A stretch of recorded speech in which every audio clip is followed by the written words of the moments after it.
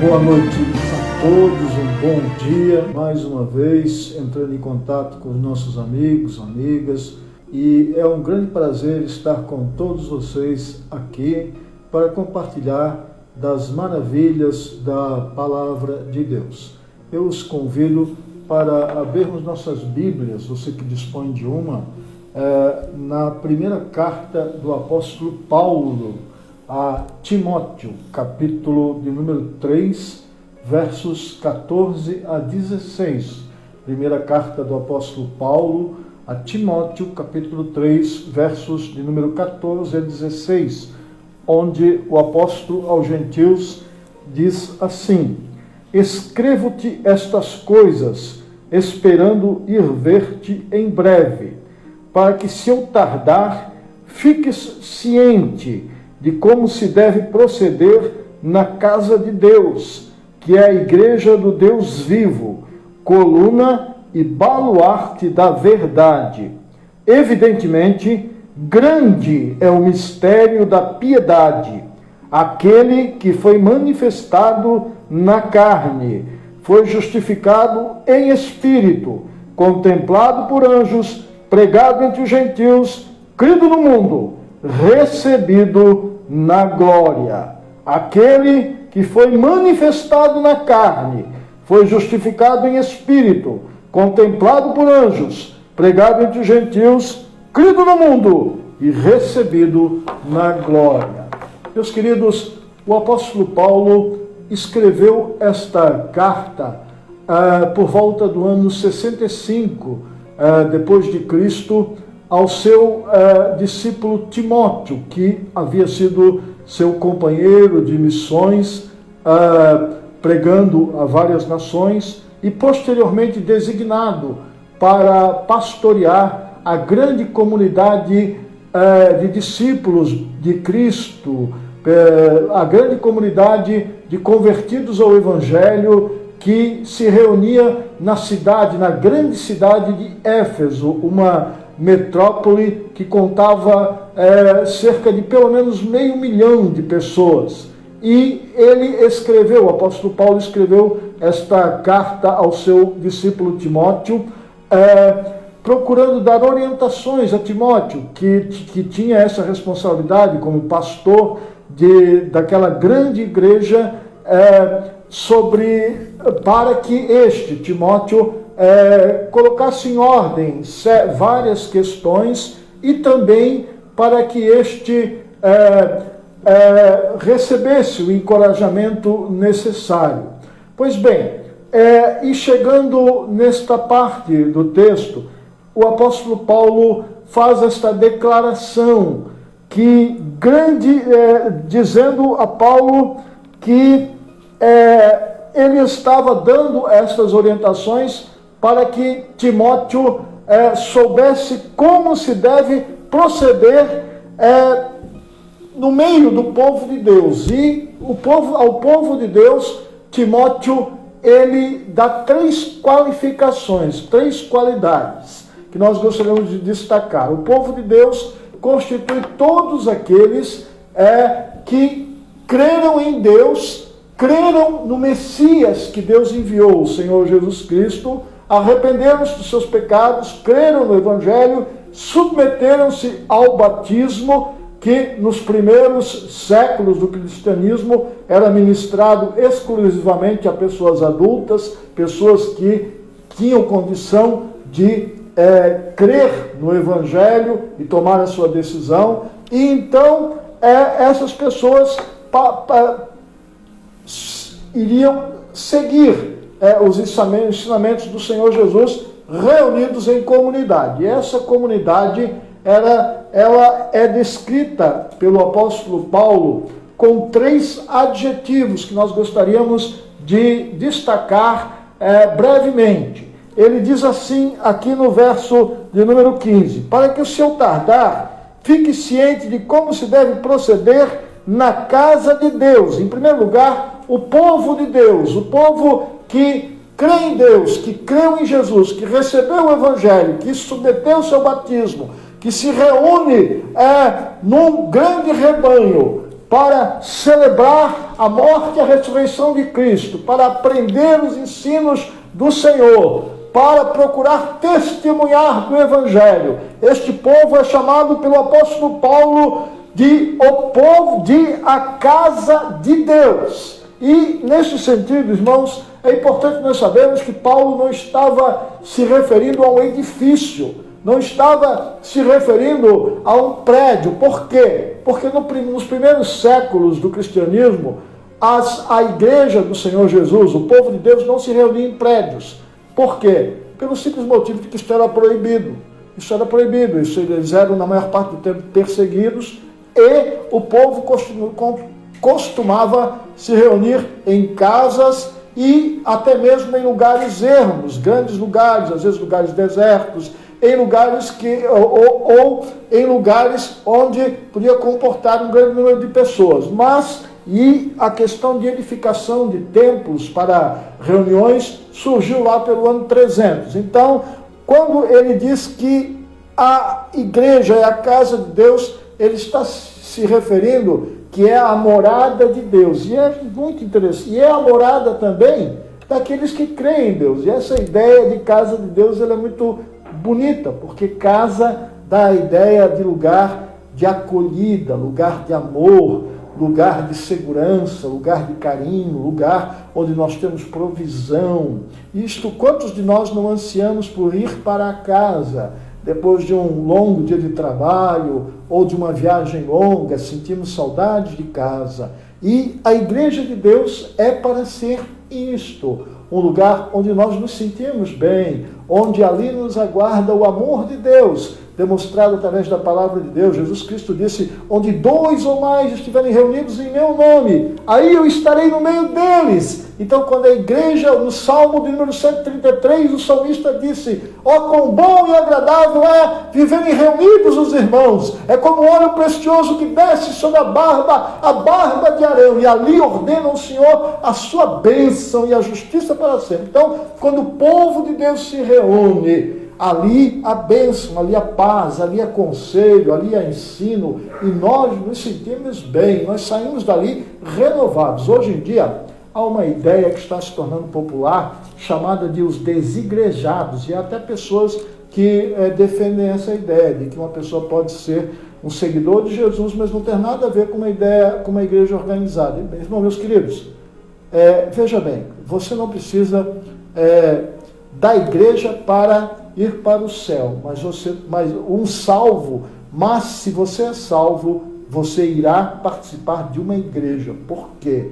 Porque a igreja de Jesus é o lugar, é a comunidade dos salvos. Portanto, essa ideia é falsa. E o autor aos Hebreus diz assim, não abandoneis a vossa congregação, o vosso lugar de ajuntamento na fé, como é costume de alguns. Então, a casa de Deus, o crente verdadeiro, a pessoa que verdadeiramente conheceu Jesus, desejará estar no meio dos seus irmãos para ser alimentado, porque ali está a presença de Jesus. Então, a igreja de Deus é a casa de Deus, o povo de Deus. E ele também diz assim, para que se eu tardar, saibas como se deve proceder na casa de Deus, que é a igreja do Deus vivo. Para nós esse termo, aqui é o segundo adjetivo. A igreja de Deus, o povo de Deus, é a igreja do Deus vivo. O que essa palavra igreja significa? Para nós hoje, quando nós falamos de igreja, nós também imaginamos um prédio. Igreja essa, igreja aquela, com esse nome ou aquele nome. Mas a origem dessa palavra, igreja, naquele tempo que o apóstolo Paulo escreveu, significava uma reunião de pessoas, uma assembleia do povo, certo? Então, a palavra eclésia, que no seu sentido mais original, significava aqueles que eram chamados para fora. Como são os filhos de Deus, chamados para fora do pecado, do sistema mundano. Depois tomou a forma de a reunião dos crentes em Jesus, a reunião daqueles que creem em Jesus. Então, o povo de Deus, que crê em Deus, que crê em Jesus, que crê na palavra de Deus, é a igreja, a eclésia do Deus vivo. E é o povo que celebra que o sangue de Jesus os salvou. E não é de um Deus morto, que está pendurado numa parede, que não se mexe, mas num Deus que se movimenta no meio do seu povo. E finalmente ele diz que a igreja é a coluna e baluarte da verdade. Isso é maravilhoso, por quê? Porque uma coluna é aquilo que sustenta. Aqui em Florianópolis nós temos uma ponte que é centenária, chamada Ponte Hercílio Luz. E por que esta ponte está de pé há mais de 100 anos?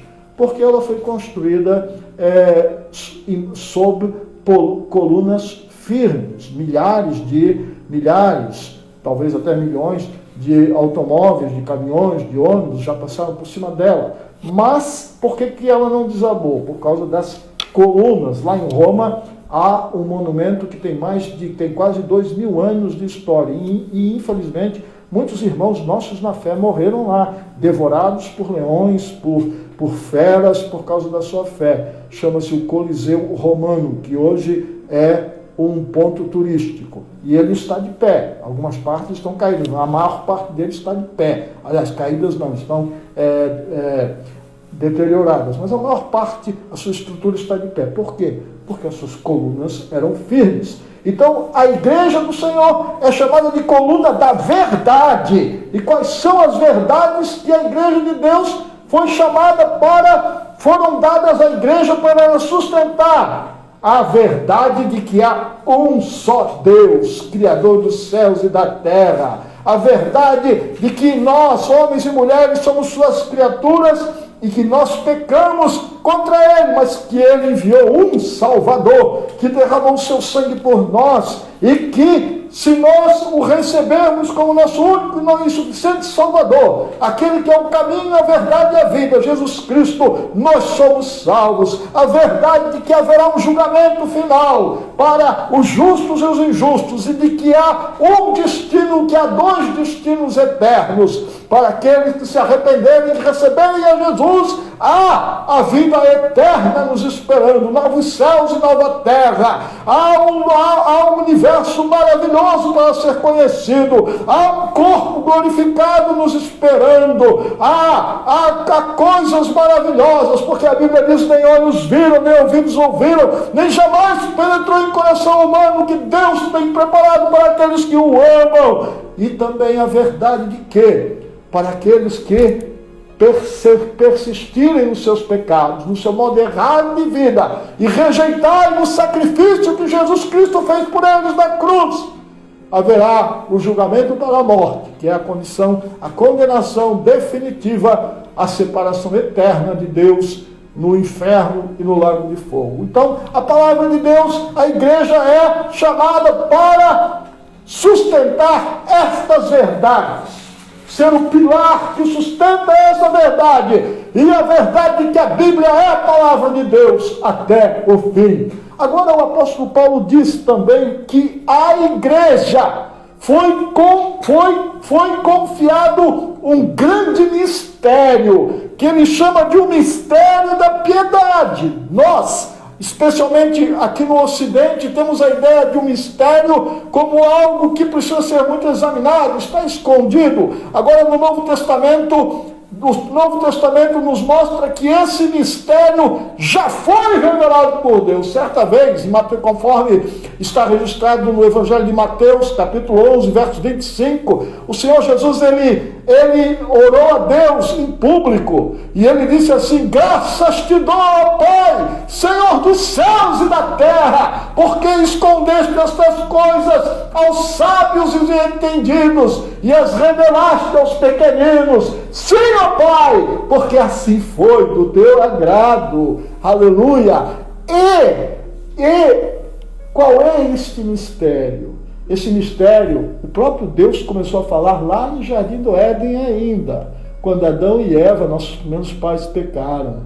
Ele começou a falar desse mistério, dizendo assim, quando ele amaldiçoou a serpente, que foi instrumento de Satanás para levar o primeiro homem e a primeira mulher ao pecado. Ele disse assim, que da semente da mulher viria um que pisaria a cabeça da serpente. Ali ele já estava anunciando esse mistério.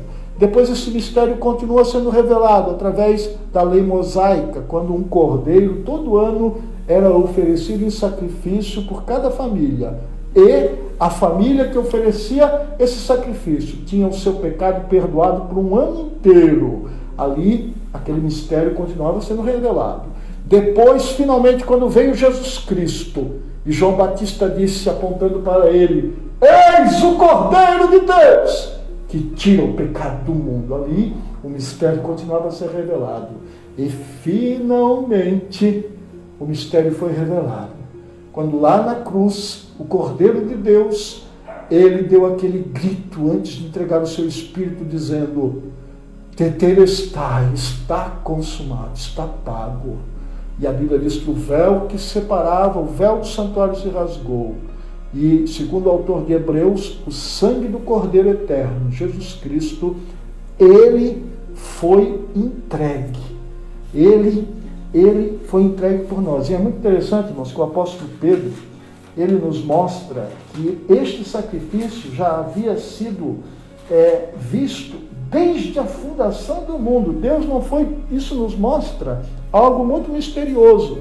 Deus não foi pego de surpresa pelo pecado humano. O apóstolo Pedro nos mostra na sua primeira epístola que o Cordeiro de Deus já havia sido morto antes da fundação do mundo.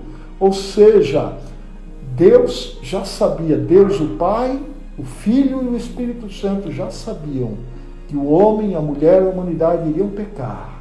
Mas mesmo assim decidiram que o homem, a mulher, a humanidade seria criada e que o Filho de Deus viria no tempo para oferecer-se como sacrifício a Deus para a salvação, para a compra da humanidade. Esse é um mistério que assombra os anjos, os querubins, os serafins, todos os seres celestiais dos quais a Bíblia fala, e desse imenso universo que nós não conhecemos, dos quais o planeta Terra é apenas um pequeno pontinho.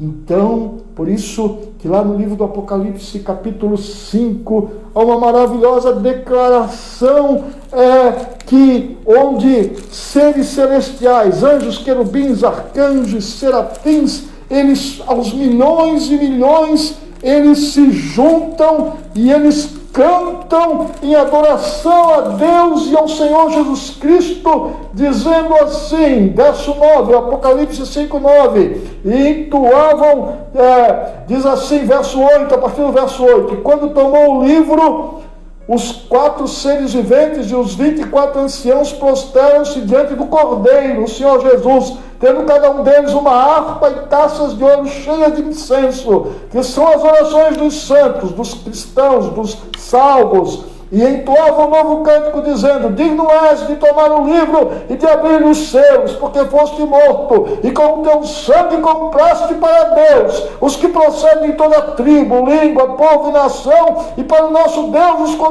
constituístes reino e sacerdotes, e reinarão sobre a terra. Isso é uma coisa maravilhosa, meus queridos. Este é o mistério. Mas que mistério é este? O apóstolo diz que é o mistério da piedade. O que é piedade? Nos nossos tempos, a palavra piedade tomou um sentido errado, deturparam essa palavra.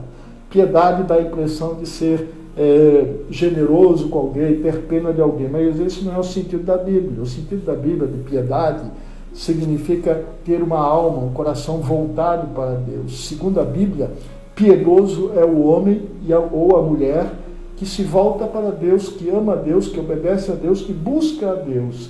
Só que essa busca a Deus foi interrompida pelo pecado. O pecado fecha o caminho para Deus. Quando Adão e Eva pecaram, eles fecharam esse caminho. Por isso que houve toda uma necessidade de sacrifícios, leis, obrigações. Mas Jesus abriu esse caminho. Por isso que o apóstolo Paulo diz que o mistério da piedade é grande, porque o mistério da piedade não são sacrifícios, leis e obrigações. O mistério da piedade se resume em um nome, em uma pessoa, Jesus Cristo. E quem é Jesus Cristo? Jesus Cristo é aquele que foi manifestado na carne, porque foi justificado em espírito, contemplado por anjos, pregado entre os gentios, crido no mundo e recebido na glória. Por que Jesus Cristo é aquele que foi manifestado na carne? Porque no Evangelho de João capítulo 1 diz, e o Verbo estava com Deus, e o Verbo era Deus, e todas as coisas foram feitas por ele, e nada do que foi feito sem ele, nada do que existe se fez. E no verso 14 do Evangelho de João capítulo 1 ele diz, e o Verbo se fez carne e habitou entre nós. Certa vez um discípulo de Jesus disse assim, Senhor, mostra-nos o Pai, e isto é o que nos basta. E Jesus disse para ele assim, Filipe, quem vê a mim, vê o Pai. Então, meu querido, o mistério da piedade é que Deus se fez homem, Deus suou, Deus trabalhou, Deus chorou, Deus dormiu, Deus sentiu sono, e Deus foi açoitado, Deus carregou nossos pecados, Deus morreu na cruz por nós e ressuscitou ao terceiro dia. E hoje é o nosso Salvador, o nosso único intercessor diante de Deus, conforme 1 Timóteo 2,15, há um só Deus e um só mediador, um só intercessor entre Deus e os homens, Cristo Jesus. Grande é o mistério da piedade, porque este Jesus foi justificado em Espírito. Esta palavra justificado significa aprovado pelo Espírito. A Bíblia nos fala no Evangelho de Lucas que Jesus foi conduzido pelo Espírito de Deus ao deserto. Lá ele foi tentado durante 40 dias, foi aprovado. Depois, no poder do Espírito Santo, ele fez milagres, sinais, prodígios. Tudo isso foi a aprovação do Espírito Santo. Finalmente ele foi entregue para ser morto e pelo Espírito de Deus foi ressuscitado. E hoje ele é o doador do Espírito Santo para os que o creem. Grande é o mistério da piedade, porque aquele que foi manifestado na carne e justificado em espírito também foi contemplado por anjos. Anjos anunciaram o seu nascimento, aquela mulher chamada Maria, que disseram que ela seria a mãe do Salvador. Anjos anunciaram o seu nascimento para os pastores lá no campo, aparecendo para eles e dizendo que hoje eu vos trago uma nova de grande alegria, que o será para todo o povo. É que hoje na cidade de Davi vos nasceu o Salvador, que é Cristo Jesus o Senhor. E de repente a Bíblia diz que apareceu uma multidão de anjos, um espetáculo tremendo e maravilhoso, cantando glória a Deus nas alturas, paz na terra aos homens a quem Deus quer bem.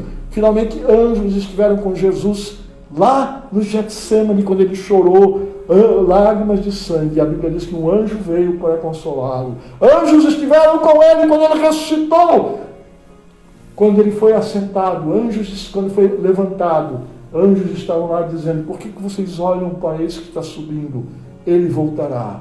E finalmente anjos virão com ele, quando a trombeta tocar e o arcanjo der a ordem, e ele vier para buscar seu povo. Ele é aquele que foi pregado entre os gentios, crido no mundo e recebido na glória. Foi pregado em Jerusalém, 5.000 se converteram, e começou a ser pregado em todo o mundo.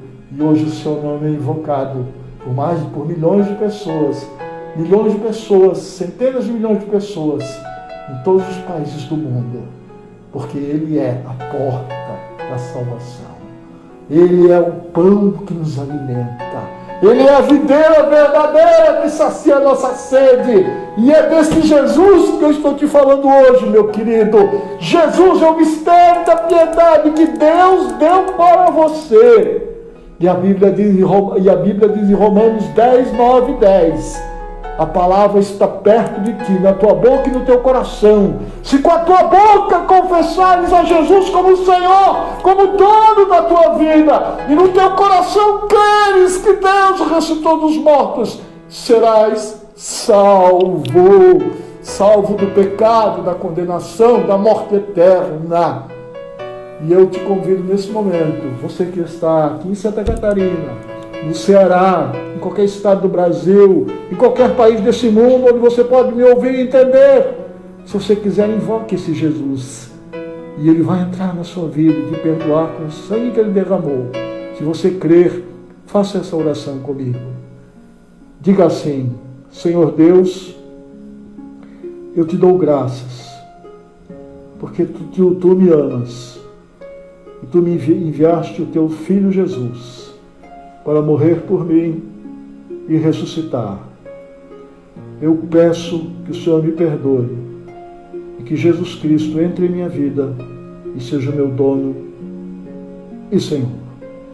Deus te abençoe, até a próxima e lembre-se, Jesus vive e Jesus voltará. Aleluia!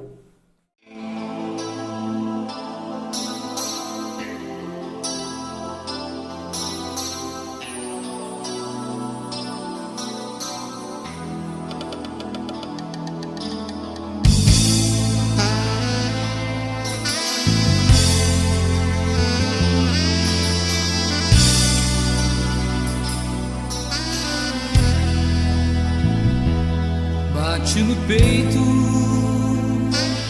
meio sem jeito,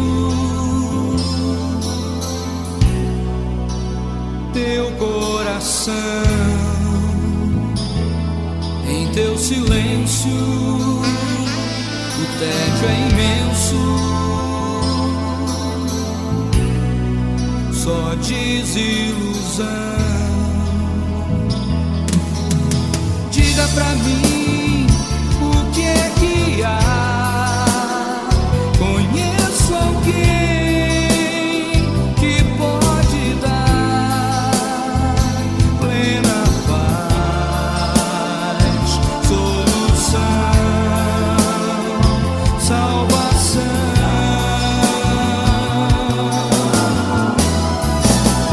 Não há trevas que ele não possa dissipar, nem tempestade que ele não possa acalmar, nem barreiras que possam conter seu amor.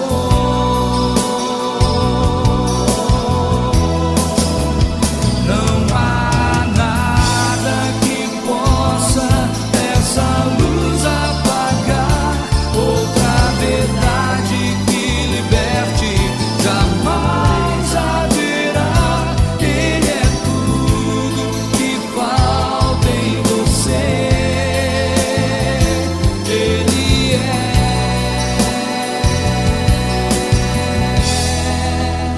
Jesus.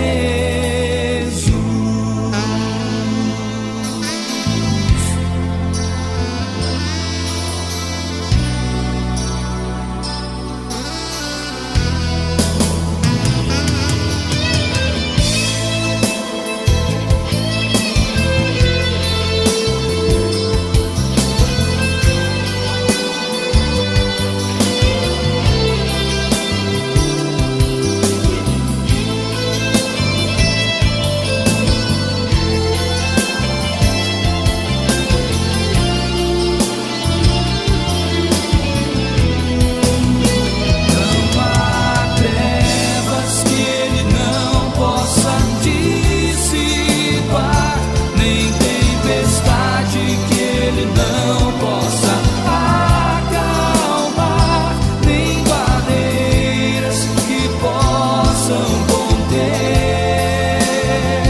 seu amor.